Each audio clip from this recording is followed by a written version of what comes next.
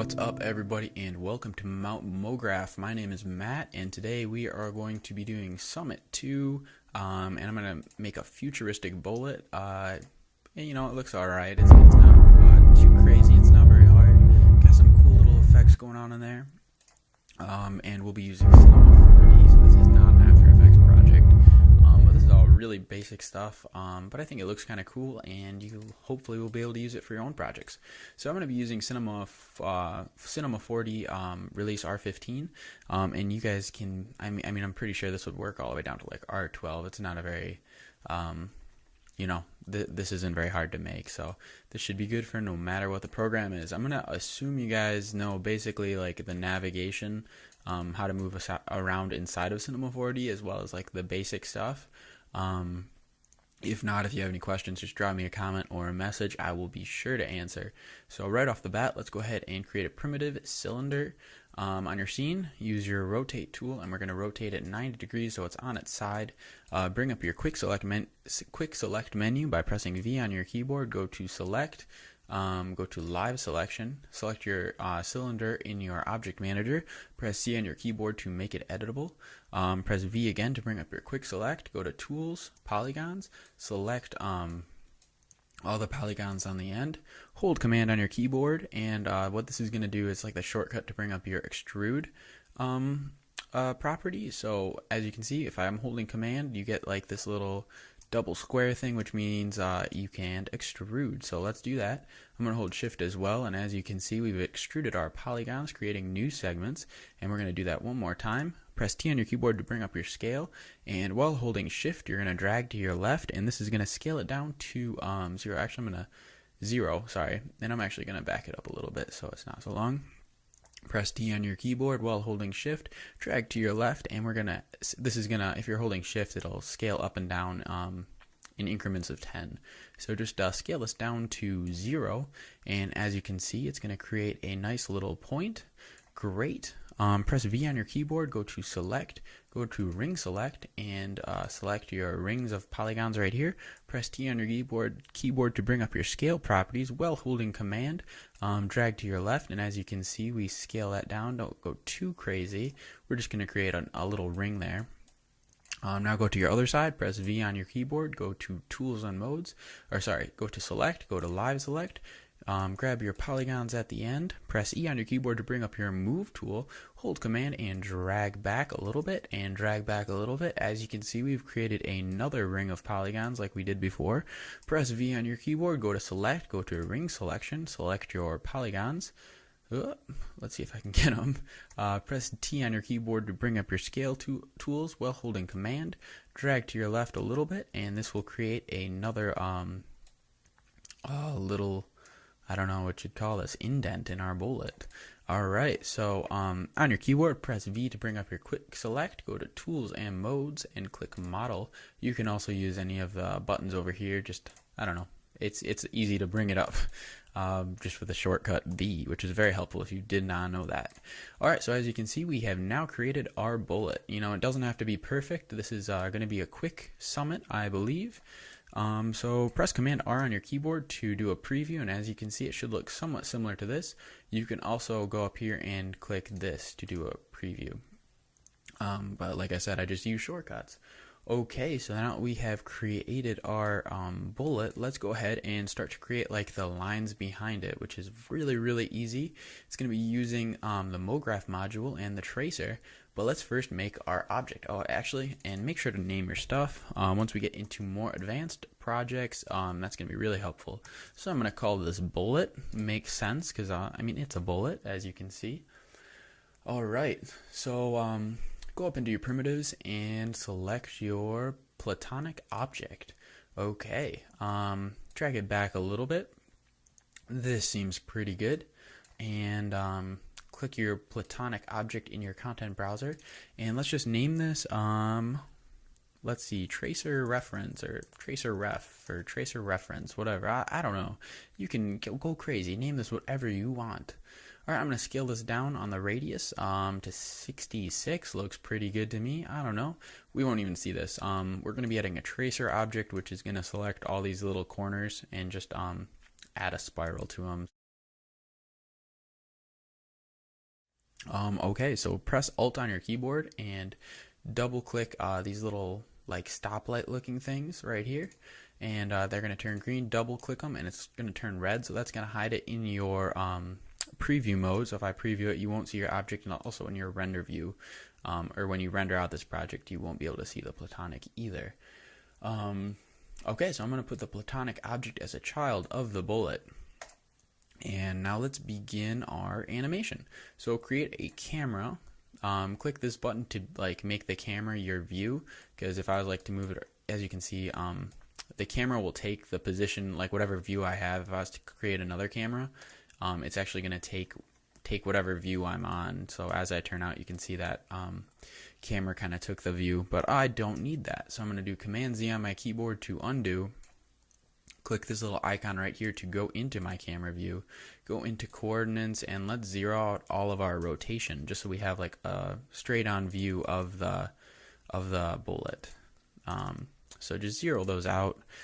Zero, whoa, what the heck? I can't press buttons. Alright, so also my X properties, I'm going to zero that out, and my Y properties. So as you can see, our bullet should be in the center of the screen if everything is zero except for our Z properties. I'm going to actually back up just a little bit, and I'm going to put this in the lower thirds of the screen just to be nice and artistic. So just move your Y property to change that. Let's add a protection tag to this. So right click your camera object, Cinema 4D tags, go to protection, and this is going to lock it, so no matter how hard I try, I cannot move my object, which is great because I want this camera to stay locked down for this animation. So select your bullet tool and set your timeline up for 5 seconds. Yeah, so let's drag our bullet off the screen. This is just under my view settings. Whoopsie. This is just under my view settings, and this is like the what's not going to render out. Like I have my area set up as 1920 by 1080, so this is going to be off the screen, and I just go into mode, view settings, view, and under your tinted border, I just turn my opacity way up, just to, like as a reminder, like that's not going to be seen in my final render, so you know I have an idea of what's going on, but it's kind of helpful. You guys might want to do that, you might not, it doesn't matter to me. Alright, so go into your bullet. As you can see, we have it off the screen. Click this button here to create a keyframe, and as you can see, we get our blue dot on the timeline. Move your timeline indicator to the other side, so this is going to be at 5 seconds, and all you're going to have to do is drag your bullet across the screen, you know, drag it a little bit farther than you need to, and just click your keyframe button again, and as you can see, we get our little indicator of the motion. Go back to the beginning and play it. So as you can see, we have this awesome bullet just fly across the screen. Look at that, that's incredible. Alright, so let's make this a little bit more exciting. Now remember, we do have our tracer object inside of our bullet, we just have it hidden. So if you're holding Alt and you click your stoplight indicators, I'm not really sure what to call these actually. It is still there, but we just don't need to see that right now because it's really not important. So on your bullet, go back to frame 0, and we're going to spin this, and that's going to be how we're going to make that cool little tracer effect in just a second. And I'm sure if you guys have used Cinema 4D before, you know exactly where I'm going with this. So let's just crank this. Actually, let's keep this at 0, and we are going to actually go to the end, and we're going to put this at like 720 degrees. So and also set a keyframe for that. So as it comes across the screen, it is spinning, and that means that our tracer reference object is also going to be spinning. Okay, so now let's go into our MoGraph. Go down to Tracer, click your tracer in your Object Manager, go to Object. Under the Trace Link settings, select your Trace Reference object, and now when we play our animation, we are going to have these lines, these tracers that come across with our object. So that is going to be exactly how we are going to create this animation and make a futuristic bullet. At this point of the summit, I'm sure you guys know exactly how this is going to work. If you don't, feel free to continue watching. If not, I hope this was helpful so far. Okay, so now on our tracer object, go down into your type and select this to be cubic. Go to your limit and select from end, and just turn. What this is going to do is going to kind of limit the distance the tracers come out from your points on your reference object. So I'm going to turn this up to, like, it doesn't really matter, 27 seems good.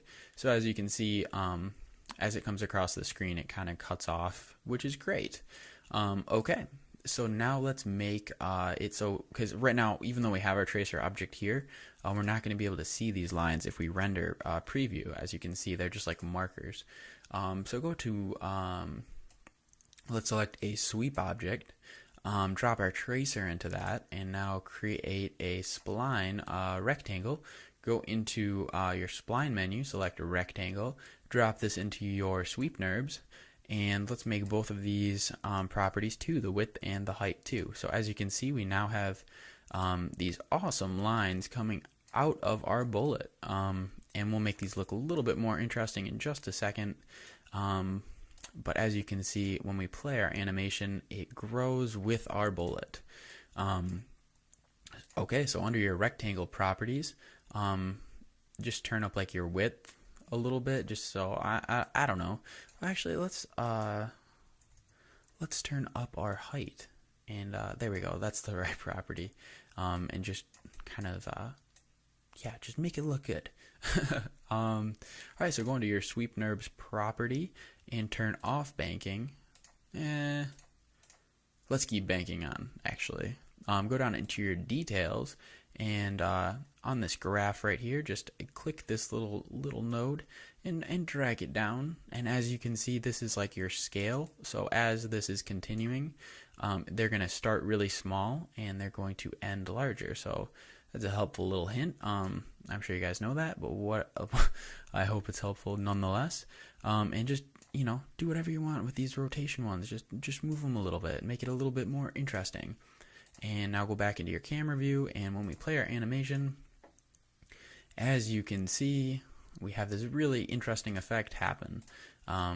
So, I mean, I guess I could even stop the summit right here. Yeah, you know, like, this is basically it. It's really not very hard to make. Yeah, and then so you just add your materials to it, your background and your lights, and render it out, and you guys are good. You know, if you have any questions, if you'd like to see how I made like the lights inside of After Effects or any of the textures inside Cinema 4D, drop me a comment, shoot me a message. I'm happy to help. Yeah, so this is kind of an introduction to the MoGraph Tracer and Sweep NURBS. Hope this was helpful. Keep your learn on, and this was Matt for Mount MoGraph.